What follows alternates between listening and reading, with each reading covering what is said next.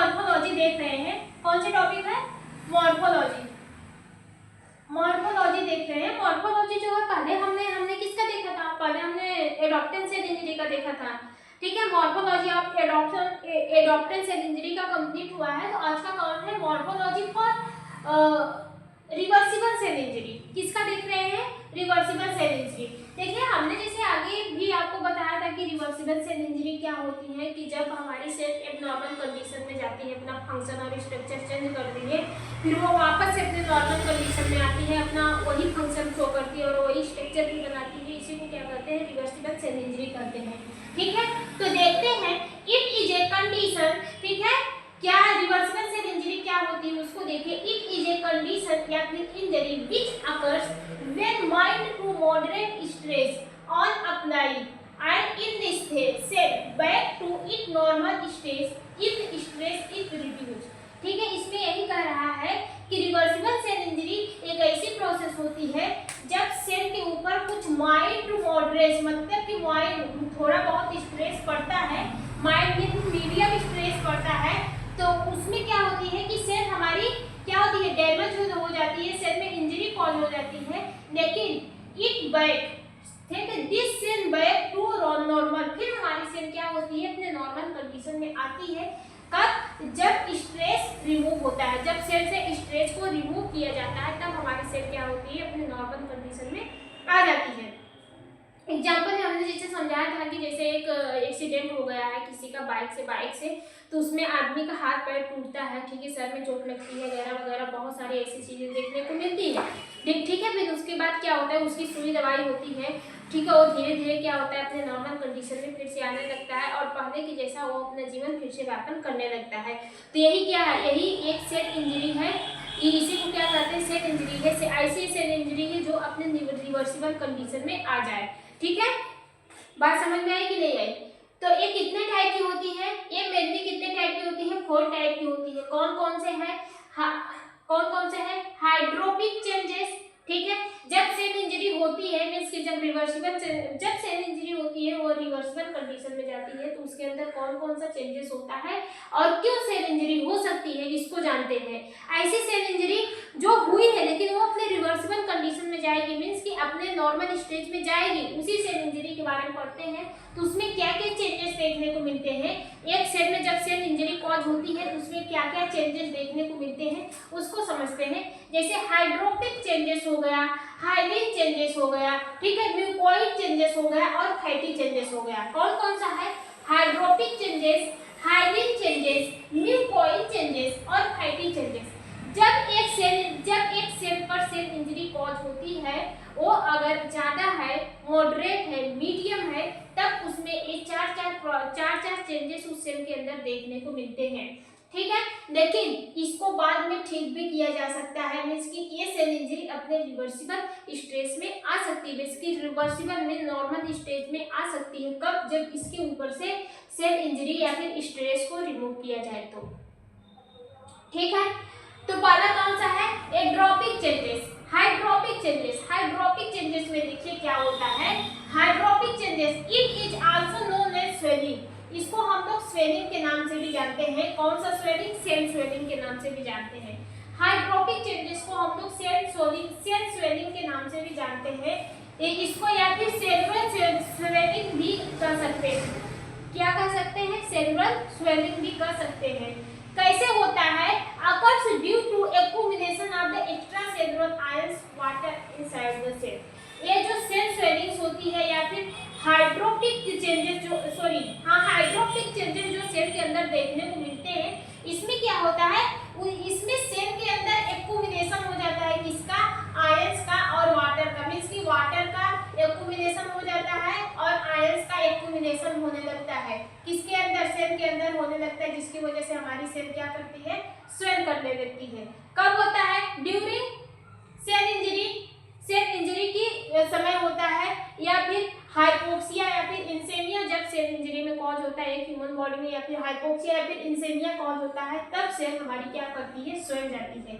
क्यों स्वेलती, क्यों स्वेल हो जाती है, क्यों फूल जाती है? क्योंकि उस समय जब सेल इंजरी कॉज होती है तो उस समय सोडियम और पोटेशियम पंप क्या होते हैं, यहाँ के जो सोडियम और पोटेशियम पंप होते हैं वो क्या हो जाते हैं, वो स्टॉप हो जाते हैं। मीन्स कि सोडियम पोटेशियम पंप हमारे क्या हो जाते हैं, स्टॉप हो जाते हैं, जिसकी वजह से इंट्रासेल्युलर फ्लूइड में सोडियम आयन का कंसंट्रेशन बढ़ता जाता है और ये क्या करता है, ये बाहर से एक्स्ट्रा सेलुलर फ्लूइड से वाटर को अपने अंदर एब्जॉर्ब करने लगता है, जिसकी वजह से हमारी ये सेल क्या करती है, स्वेल हो जाती है, अपने साइज को इंक्रीज कर लेती है, जो आगे प्रॉब्लम क्रिएट कर सकता है। लेकिन इस स्टेज को रिवर्सिबल कंडीशन में लाया जाता है। आप देखे हैं कि किसी भी इंसान को जब हाइपोक्सिया हो जाए या फिर इंसेमिया हो जाए, हाइपोक्सिया में क्या होता है कि ऑक्सीजन की सप्लाई कम हो जाती है, इंसेमिया में ब्लड की सप्लाई कम हो जाती है।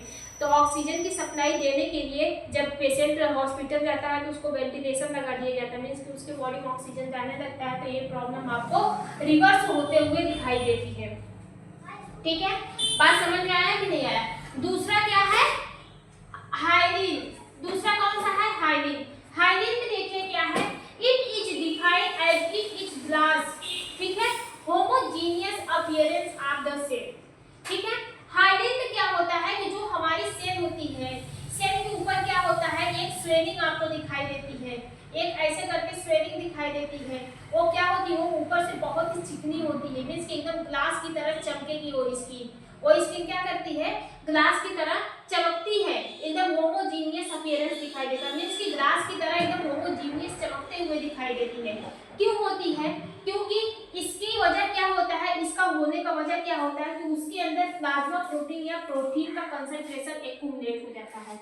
मीन्स कि सेल के अंदर क्या होता है, प्लाज्मा प्रोटीन या फिर प्रोटीन का कंसंट्रेशन ज्यादा हो जाता है। हमारे प्लाज्मा प्रोटीन और प्रोटीन जो होते हैं इस सेल के अंदर एक्यूमुलेट होने लगते हैं, तब जाके आपकी सेल्स क्या हो जाती है, ऊपर से किसी जगह पे स्वेल कर जाती है और बहुत ही चिकनी दिखाई देती है। ठीक है, एकदम क्या होती है, चिकनी दिखाई देती है। इसी को क्या बोलते हैं, इसी को बोलते हैं हाइलिन चेंजेस। ठीक है, ये मेनली किस वजह से होता है, जब epithelial and connective tissue damage होते हैं तब देखने को मिलता है। ठीक है, जब इपिथेलियल और कनेक्टिव टिश्यू डैमेज होते हैं, मींस कि इपिथेलियल और कनेक्टिव टिश्यू में जब कोई सेल इंजरी कॉज होती है तो इपिथेलियल और कनेक्टिव टिश्यू में ऐसे ही आपको एक फोड़ेनुमा संरचना दिखाई देगी जो ऊपर से चिकनी दिखेगी और ग्लास नियर चमकेगी। ठीक है, बात समझ में आया? एक ये देखिए रिजल बॉडी की वजह से होता है, इसको रिजल बॉडी भी कर सकते हैं। और क्या बोलते हैं, एलाइड हाइडिंग ड्रॉपनेस की वजह से ये हो सकता है। ये कभी कभी ट्यूमर के रूप में भी होता है, लेकिन ये कैंसर नहीं होता है। ठीक है, इसकी ट्यूमर की जैसा आपको दिखेगा, लेकिन ये कैंसर नहीं होता है। फिर तीसरा कौन सा आपका होता है, तीसरा आपका होता है म्यूकोइडल चेंजेस। तीसरा कौन सा होता है, म्यूकोइडल चेंजेस। म्यूकोइडल चेंजेस में क्या होता है, देखिए, it is defined as the accumulation of the mucin। क्या होता है, accumulation of the mucin part of the mucus, ठीक है, in the cell, accumulation of the mucin in the cell। इसमें क्या होता है कि देखिए, जो हमारी सेल्स होती है, सेल के आसपास क्या होती है, एक म्यूकस की लेयर होती है। ठीक है, एक म्यूकस होता है, म्यूकस अपने अंदर क्या कंटेन किया रहता है, म्यूसिन को कंटेन किया रहता है। म्यूकस क्या होता है, म्यूसिन को अपने अंदर कंटेन किया रहता है। ये जब बॉडी पे सेल इंजरी कॉज होती है तो यहाँ पे क्या करता है, यहाँ पे म्यूसिन जो होता है वो सेल में इंक्रीज होने लगता है। म्यूसिन सेल के किसी भी पार्ट में इंक्रीज होने लगता है, मीन की पस बनने लगता है। आप देखे होंगे जैसे कि दांत में वो हो रहा है ना, तो अंदर से एक थोड़ा सा उभरा हुआ संरचना आपको दिखेगी। अगर दांत आपका ज्यादा दर्द कर रहा है तो उभरा हुआ संरचना आपको इतना बड़ा दिखेगा, लेकिन उसमें पस जम जाते हैं। ठीक है, पीले पीले कलर के पस जम जाते हैं। वो क्या होता है, वो म्यूसिन होता है, बहुत गंदा बदबू करता है। ठीक है, वो म्यूसिन होता है, वो क्या करता है, वो भी एक तरफ से प्रॉब्लम क्रिएट कर सकता है, लेकिन इसका क्या होता है, सुई दवाई होता है तो ये अपने नॉर्मल कंडीशन में आ जाता है। देखिए, ये कितने टाइप के होते हैं, ये दो टाइप के होते हैं। ये कितने टाइप के होते हैं, ये दो टाइप के होते हैं। एक आपका होता है इपिथेलियल म्यूसिन और एक आपका होता है कनेक्टिव टिश्यू म्यूसिन।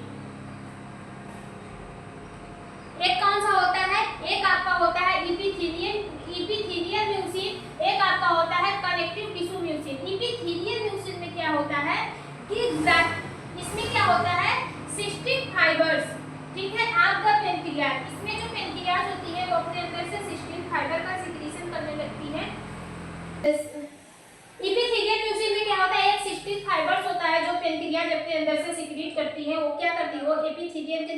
जाकर ऐसे ऐसे जमने लगती है और वहाँ पे एक स्वेलिंग कॉज कर देती है।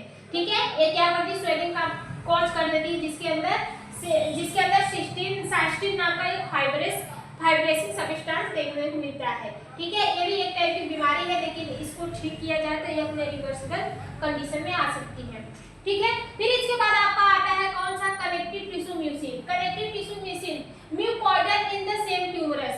इसमें क्या होती है, जो कनेक्टिव टिश्यू होते हैं वो अपने अंदर स्वेलिंग कॉज कर देते हैं। उसमें क्या होता है, म्यूकोइडल सब्सटेंस का सिक्रीशन बढ़ जाता है, मींस कि इसमें म्यूकोइडल सब्सटेंस बढ़ने लगते हैं तो यहाँ की स्किन क्या होती है, स्वेल कर जाती है।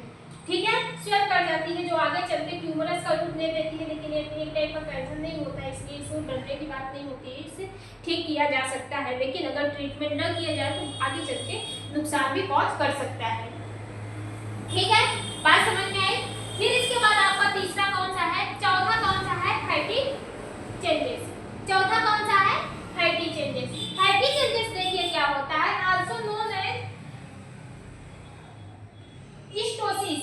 फैटी चेंजेस को किस नाम से जानते हैं, fatty changes also known as histosis. इसमें क्या होता है, it is defined as it is the abnormal accumulation of the क्या ट्राइग्लिसराइड या फिर फैट इन द सेल।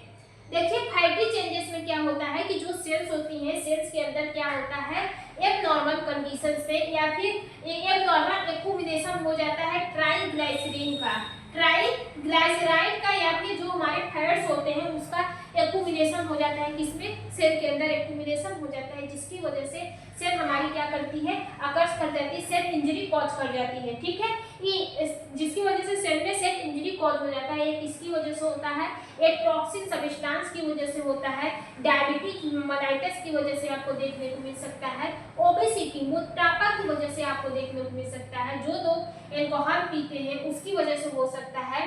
ठीक है, और आप जो एक सूट जो प्रोटीन्स होते हैं उसकी वजह से देखने को मिल सकता है, और एक क्या आता है, एक जो माल न्यूट्रिशन होते हैं उसकी वजह से आपको देखने को मिल सकता है। ठीक है, it mainly occurs in the liver, heart, skeletal muscles. ये मेनली कहाँ पे होता है, लिवर में होता है, हार्ट में होता है, स्केलेटल मसल्स में। जब हमारा लिवर ज़्यादा फैटी हो जाता है तब आपको फैटी चेंजेस उसमें देखने को मिलते हैं, जो आगे चल के प्रॉब्लम क्रिएट कर सकते हैं, लेकिन इसको बीमारी वगैरह, ये बीमारी होने से पहले इसको क्या करता है, रिवर्स कर लिया जाता है। हार्ट में भी क्या होता है, हार्ट में भी ज़्यादा फैट्स वगैरह जमने लगते हैं, जो लिपिड कंसंट्रेशन ज़्यादा बढ़ने लगता है, तो आगे चल के आपको हार्ट अटैक वगैरह, बीपी लो, बीपी हाई, ऐसी प्रॉब्लम देखने को आपको मिल सकती है। ठीक है, डायबिटीज़ में क्या होता है, डायबिटीज आप जानते हैं कि एक ऐसी बीमारी होती है जिसमें ब्लड में क्या होता है, ग्लूकोज लेवल बढ़ता जाता है। ग्लूकोज क्या है, ग्लूकोज एक टाइप का ट्राइग्लिसराइड का एक पार्ट ही होता है। ठीक है, उसमें क्या होता है, जब ग्लूकोज का लेवल ब्लड में बढ़ता जाएगा तो हमारे ब्लड वेसल्स होती हैं वो भी हमारी क्या हो जाती है, उसमें भी सेल इंजरी कॉज होने का डर रहता है। अब यहाँ पे ग्लूकोज लेवल बढ़ रहा है, तो यहाँ पे जो हमारे ब्लड है वो तो हमारे कम पास होने लगेंगे ना, तो जिसकी वजह से हमारे बॉडी को भी नुकसान देखने को मिल सकता है। कुछ टॉक्सिनियस सब्सटेंस होते हैं, अल्कोहल में होते हैं, जो डायरेक्टली सेल इंजरी को कॉज करने के लिए रिस्पॉन्सिबल होते हैं। ठीक है, ये ज्यादातर आपके लीवर में होता है, हार्ट में होता है, स्केलेटल मसल्स में होता है। ठीक है, कैसे होता है, बात समझ में आ गया कि नहीं आ गया। ठीक है, तो रिवर्सिबल सेल इंजरी क्या होती है, रिवर्सिबल सेल इंजरी एक ऐसी प्रोसेस होती है जिसमें क्या होती है, हमारी सेल्स के ऊपर जब किसी भी टाइप का स्ट्रेस या फिर प्रेशर पड़ता है, या फिर हमारी सेल इंजरी कॉज, उसमें किसी टाइप का चोट लगने से सेल इंजरी कॉज होती है, तो वो क्या करती है, वो कुछ दिन बाद, मतलब जब उसमें सेल स्ट्रेस होता है तो वो सेल अपना स्ट्रक्चर और फंक्शन को चेंज कर देती है, मीन्स कि जैसे अपने पहली तरह से अपना फंक्शन परफॉर्म करती है, वो क्या करती है, वो अपने अंदर से उस फंक्शन को चेंज कर देती है। किसकी वजह से, क्योंकि उसके ऊपर स्ट्रेस और क्या हुआ, स्ट्रेस लगा, जिसकी वजह से सेल इंजरी कॉज हुआ है। ठीक है, फिर उस सेल के अंदर से, सेल के ऊपर से जब उस स्ट्रेस को कम किया जाता है तो सेल हमारे धीरे धीरे अपने नॉर्मल कंडीशन में आ जाती है। इसी को क्या बोलते हैं, cell injury, reverse cell injury बोलते हैं। इसमें morphological for reversible cell injury के बारे में हम लोग पढ़ रहे हैं। कौन सी टॉपिक है, morphological for reversible cell injury. ठीक है, इसमें हम लोग सेल के स्ट्रक्चर के बारे में पढ़ते हैं कि जो रिवर्सिबल सेल इंजरी में सेल के अंदर क्या क्या चेंजेस देखने को मिलता है, तो 4 टाइप के चेंजेस सेल के अंदर देखने को मिलता है। एक हमने बता दिया कौन सा है, हाइड्रोपिक चेंजेस हो गया, ठीक है, और फिर क्या है, हाइलिन चेंजेस हो गया, म्यूकोइडल चेंजेस हो गया, फैटी एसिड चेंजेस हो गया। हाइड्रोपिक चेंजेस में हमने बताया कि इसमें क्या करता है, इसमें क्या होता है, हाइपोक्सिया की वजह से या फिर इंसेमिया की वजह से जब एक ह्यूमन बॉडी में सेल इंजरी कॉज होता है तो वो सेल स्वेलिंग होने लगती है। क्यों? क्योंकि उसके अंदर एक्यूमुलेशन हो जाता है आयंस का और वाटर का ज्यादा एक्यूमुलेशन हो जाता है, जिससे हमारी सेल क्या होती है, स्वेल कर जाती है, ठीक है। फिर इसके बाद क्या होता है, हाइलिन चेंजेस में क्या देखा जाता है, इसके सेल के जब सेल इंजरी कॉज होती है, मींस कि जब सेल के ऊपर प्रेशर पड़ता है तो हाइलिन चेंजेस में क्या होता है कि सेल के ऊपर एक चिकनी स्किन देखने को मिलेगी, वो थोड़ी सी स्वेल हो जाएगी और उसके ऊपर एक चिकनी ग्लास नियर चमकने जैसी स्किन दिखती है, ठीक है। उसके अंदर क्या कोई पस वगैरह भर जाता है। ये अक्सर कहाँ देखने को मिलती है, एपिथेलियल टिश्यू और कनेक्टिव टिश्यू के ऊपर देखने को मिलती है, ठीक है। एपिथेलियल टिश्यू और कनेक्टिव टिश्यू के ऊपर देखने को मिलती है। उसके अंदर में क्या होता है, प्लाज्मा प्रोटीन्स और अदर प्रोटीन्स का एक्यूमुलेशन हो जाता है। मींस कि ये जो एपिथेलियल टिश्यू और कनेक्टिव टिश्यू है वो किससे मिलकर बने हैं, सेल से मिलकर बने हैं। उसी सेल में क्या होता है, प्लाज्मा प्रोटीन और अदर प्रोटीन्स का एक्यूमुलेशन मींस की कंसंट्रेशन बढ़ने लगता है, तब आपको हाइलिन चेंजेस देखने को मिलते हैं। ये जो हाइलिन चेंजेस होते हैं मैंने बताया था कि मेनली कितने टाइप के, सॉरी इसमें नहीं है। फिर इसके बाद आपका कौन बताया है, म्यूकोइडल चेंजेस बताए हैं। म्यूकोइडल चेंजेस में क्या होता है कि म्यूकस से अंदर म्यूसिन नाम का एक कंपोनेंट्स होता है, उसका सिक्रीशन होने लगता है जो अपने अंदर पस वाला भरा देता है, ठीक है। जैसे उसके सेल के अंदर पस भरने लगता है, जो एक टाइप का कैंसर तो नहीं होता है लेकिन आगे चल के एक कैंसर भी हो सकता है। इसमें हमने बताया एपिथेलियल म्यूसिन में हो सकता है और हमारी जो कनेक्टिव म्यूसिन होती है उसकी वजह से होता है। इसमें म्यूकोइडल सेल सेम एज ट्यूमरस की तरह होती है, मींस कि एपिथेलियल के टिश्यू पे क्या होती है, ऐसे हो जाता है, इसके अंदर म्यूसिन भर जाता है, ठीक है। ये भी एक बीमारी का लक्षण होता है, ठीक है। फिर फैटी चेंजेस में क्या होता है कि हमारे जो लीवर होते हैं, हार्ट होते हैं, उसमें फैट्स या फिर हमारे जो ग्लाइकिन्स जो ट्राइग्लिसरीड्स जो होते हैं उसका एक्यूमुलेशन होता है, ठीक है। जिसकी वजह से डायबिटीज एक ऐसी बीमारी है जो ब्लड में ग्लूकोज लेवल को बढ़ा देती है, ठीक है, उसमें ग्लूकोज लेवल बढ़ता है। और हार्ट में ज़्यादा लिपिड कंसंट्रेशन होने से हार्ट अटैक आने का भी डर होता है। और फैटी लीवर अगर हो गया तो भी एक आगे चल के कैंसर वगैरह का शिकार हो सकता है, ठीक है। किसी वजह से होता है, अल्कोहल की वजह से होता है, टोबैको की वजह से होता है, ठीक है। और हमारे जो एब्सोल्यूट प्रोटीन्स होते हैं ऐसी सब्सटेंस को होता है, और हमारे जो टॉक्सिक सब्सटेंस होते हैं उसकी वजह से आपको ये बीमारी देखने को मिल सकती है। तो आज के लिए हमारा क्या हुआ, मॉर्फोलॉजिकल सेल इंजरी खत्म हुआ, ठीक है। एक और बच्चा है रिवर्सिबल सेल इंजरी। आज इसके अगले वाले लेक्चर में हो सके तो हम पढ़ा देंगे, नहीं तो हम इन्फ्लेमेशन शुरू करेंगे, ठीक है।